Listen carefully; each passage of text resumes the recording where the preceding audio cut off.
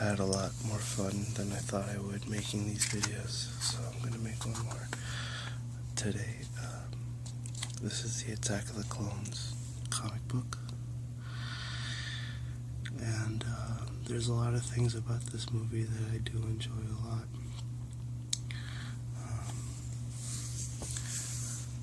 I first experienced this movie, a friend of mine had pirated it for me, and I saw it in a very low quality. It was a CD, it was a video CD, it's actually called. It's like not a DVD or anything, but it just had a really low quality version of the video, and I actually enjoyed it a lot. It was my favorite time watching this movie. I watched it 3 times on that really crappy, I think it was an MP4, I don't know the format. It's just a video CD is what the DVD player would say, because it would play more than just DVDs. And when I watched it in theaters, I felt the special effects didn't hold up very well, and I'm not a fan of Blu-ray. I feel like everything looks too real. It kind of ruins movies for me. But so this one has Hayden Christensen, Ewan McGregor, and Natalie Portman. There are things I like about this movie a lot, like the creation of the Clone Army, the beginning of the Clone War.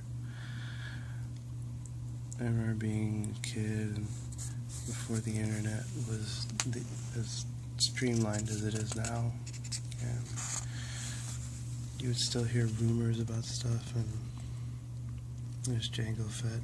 Jango Fett's a cool character.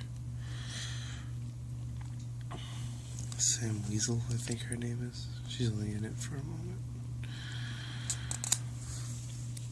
I felt that when I first watched this movie, I got like a film noir vibe, especially from this scene here.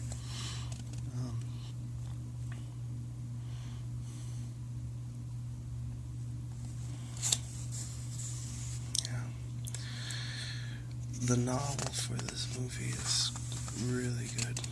There's a bunch of extra scenes, like Anakin's mom being captured by the Tuskens. It just fleshes the story out much better than the movie. I feel like they just didn't have time to make the movie that they wanted.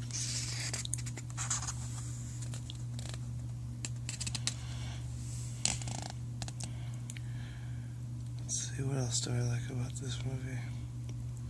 Yoda's lightsaber duel at the end. It was cool. I gotta use another adjective. I really enjoyed Obi-Wan and Jango Fett's duel also.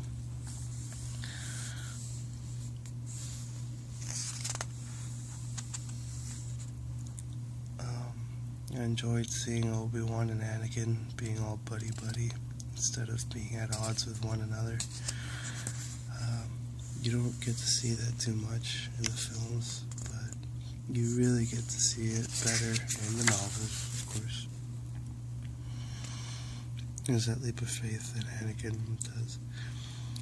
Don't get me wrong, when this was released on DVD, my parents got it for me that Christmas, and I immediately started watching it with the director's commentary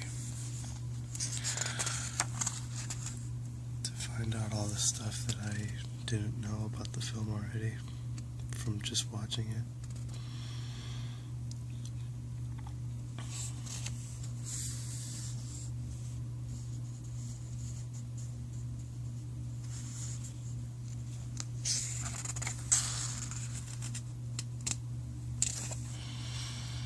This scene was funny, the death sticks scene. I think death sticks make their cameo. We are first introduced in the Star Wars Legacy comics. There you go, death sticks. This little guy. And the first time you see Obi-Wan chop off someone's limb, if I'm not mistaken. First time that it's not a droid. Well, no. Let me take it back. This is a throwback to the scene in episode 4 when he chops off the guy's arm. He does it a lot. Obi-Wan. And she's about to talk, but then Jango Fett kills her with a toxic dart.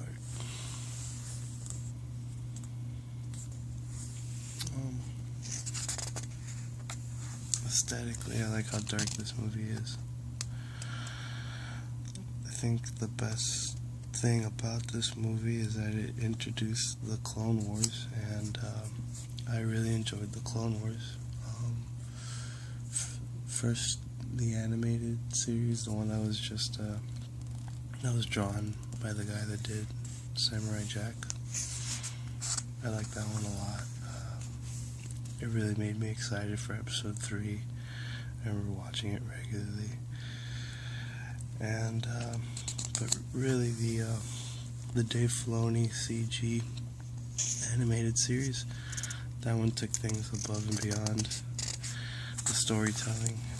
It made Anakin Skywalker's character a very likable character, very sympathetic, where I feel like in the movie Hayden Christensen's Anakin is not very likable.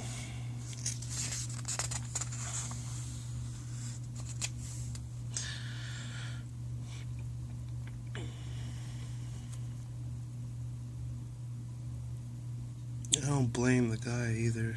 I feel like a lot of actors who are very good in other films did not do well in the prequel trilogy.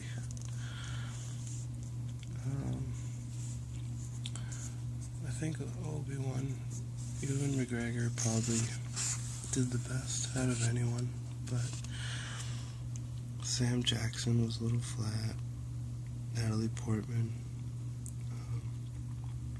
and I don't blame the actors themselves.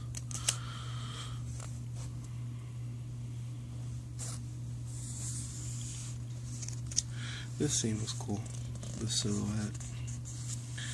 And you see Yoda training younglings. These are things that got me really excited when I first saw this movie on that bootleg DVD.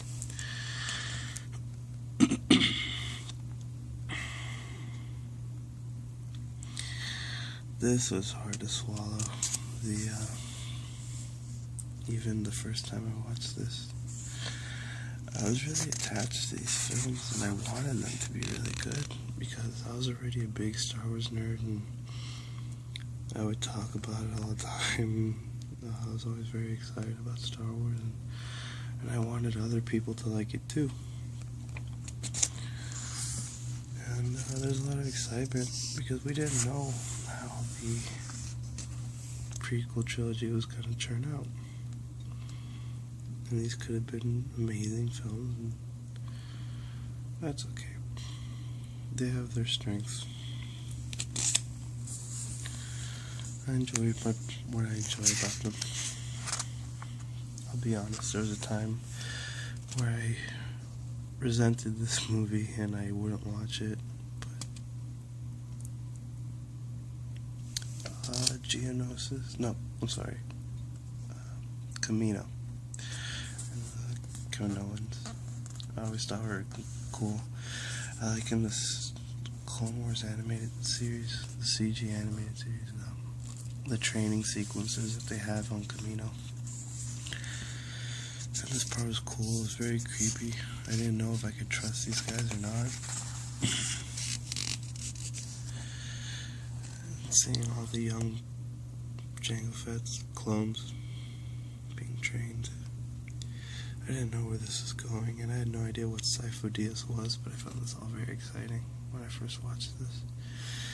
Then you finally see the clones.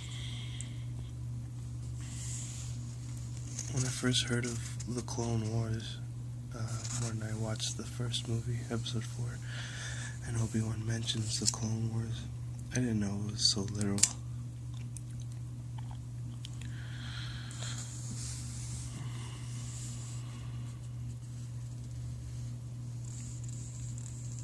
This scene was, even in the bad quality video, I could see that the CG in this was not very good.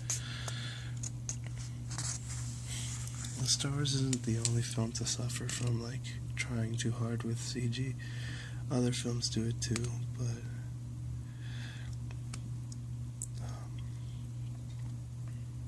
I like that they're going back to practical effects. There's that scene in the trailer for The Force Awakens where you see the stormtroopers getting blown up, and you see that one guy in the background. It just looks much more real. Maybe that's CG, I really don't know, but I guess if you have more real things going on, not just a green screen and a couple actors, it's easier for you to believe that the events are actually happening. This dialogue was always pretty hard to swallow. I wanted to like it, but it's better in the novel.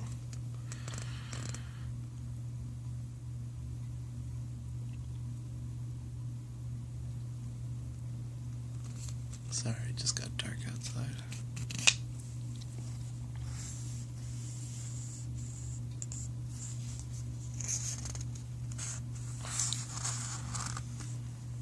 Natalie Portman does look really good, though. I'll give her that. Shmee.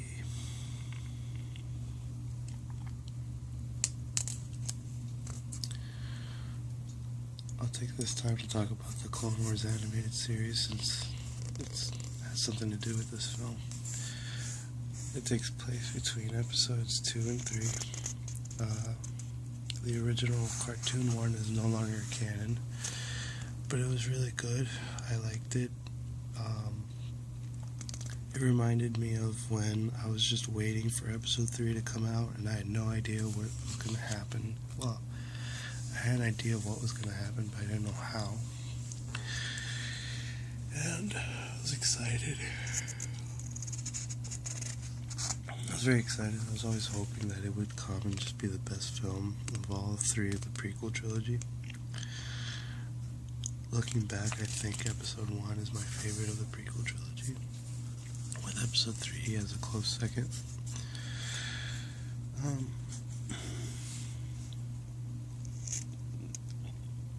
And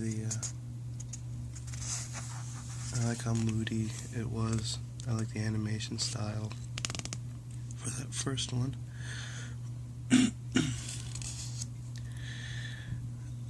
There's a lot of things to look forward to in Star Wars then, like there is now. I guess since it's so dark, let me try to get... It was cool seeing Jango Fett and Boba Fett together.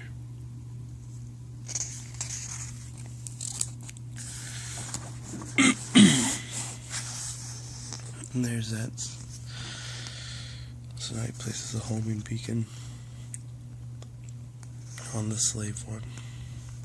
I think it's the slave one. I think it's the same ship that Boba Fett uses. Oh, you see Watto grown up now. Older. It's kind of a touching moment when you realize that it's little Annie. I liked Watto, even though he was a jerk.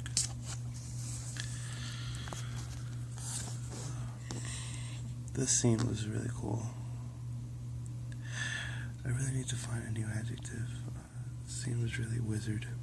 No. I like the special effects in this scene a lot. The sound that this bomb would make. The seismic bomb, I think it was called. And it's because of this scene here that Boba Fett catches Han Solo in episode 5. Because Boba Fett, I don't know how, but I guess he realizes that the trick that Obi-Wan pulled by hiding on an asteroid,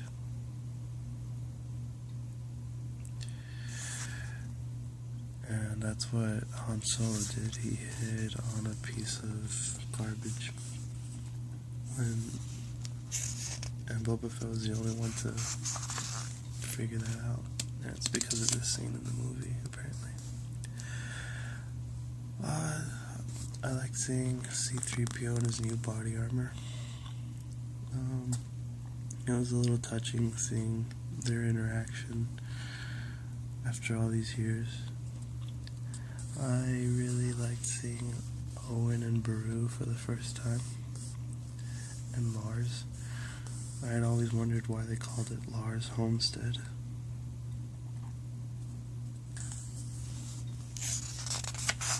In the novel, I mentioned this, you see the scene where Lars' legs get shot, or they're no longer good. So now Anakin goes off, and this is probably the first really bad thing that he does in the Star Wars universe. He really can't control his emotions. In the novels, he would do a bunch of bad stuff all his life, but I don't know. Those aren't canon anymore, so they show how he's how he could be one of the best. He's really good and a good-hearted boy, but he gives into his emotions very easily. Let's see. Alright, the army. Hey, let me open the window. There we go. That's a little better. Obi-Wan finds the Geonosian army, the Droid Army that they're building, the Separatists. And we see Dooku for the first time in the films. Dooku is Qui-Gon Jinn's mentor.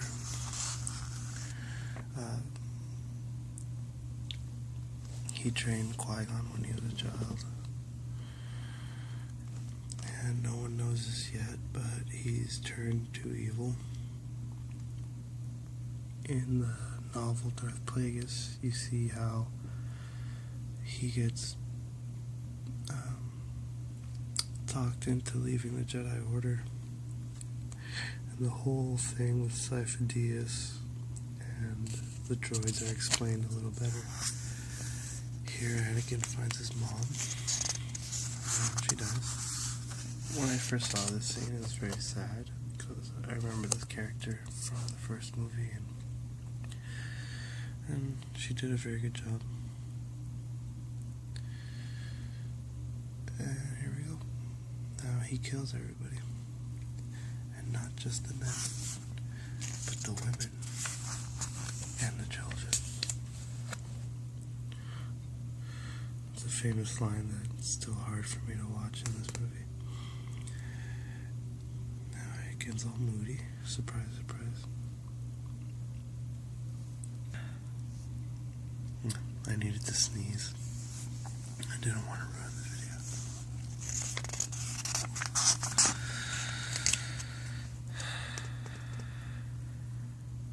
This scene is just too much. Where does he say it? I killed her. I killed them all. Not just the men. No. The women. And the children. This is too much.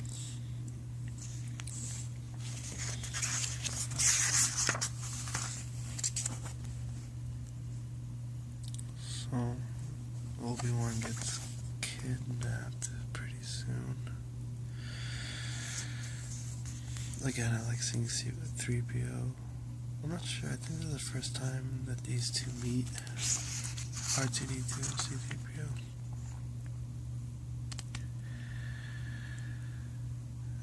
Let's see. Obi-Wan gets kidnapped. I gotta wrap this up.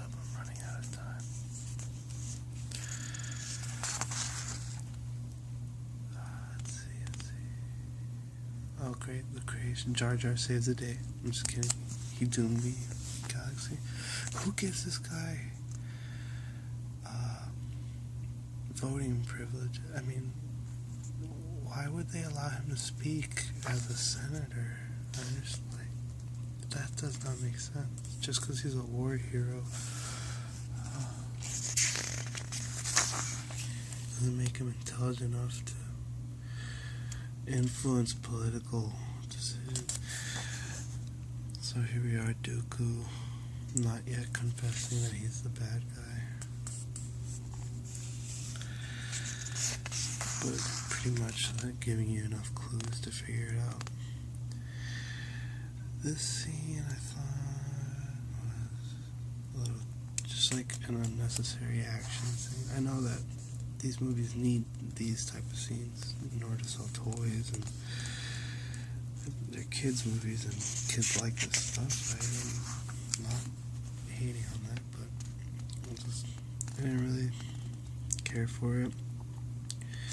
I felt like it was just prolonging the inevitable of them getting kidnapped, captured.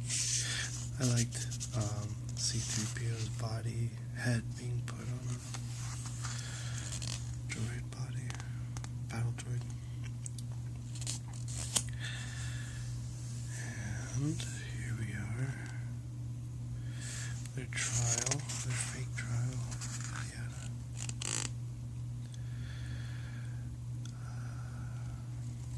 There we go. Who the hell would let this kid talk in the Senate? Of course he dooms the galaxy.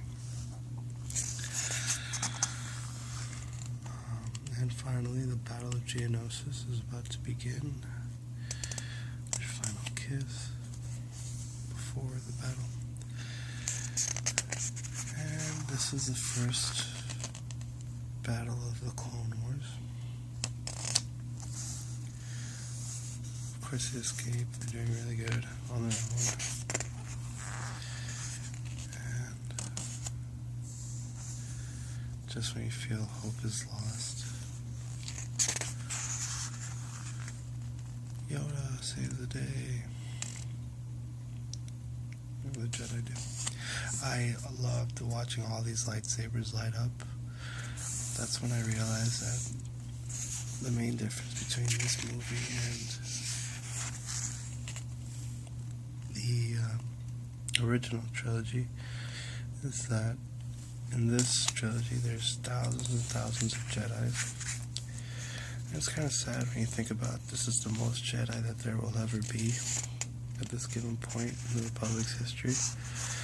After this, they will go on to, many of them will die, their ranks will be thinned out.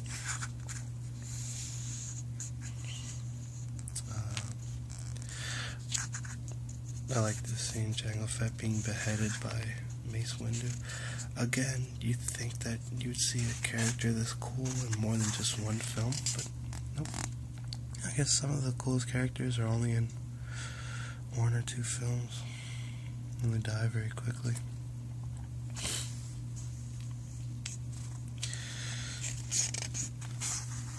There you go.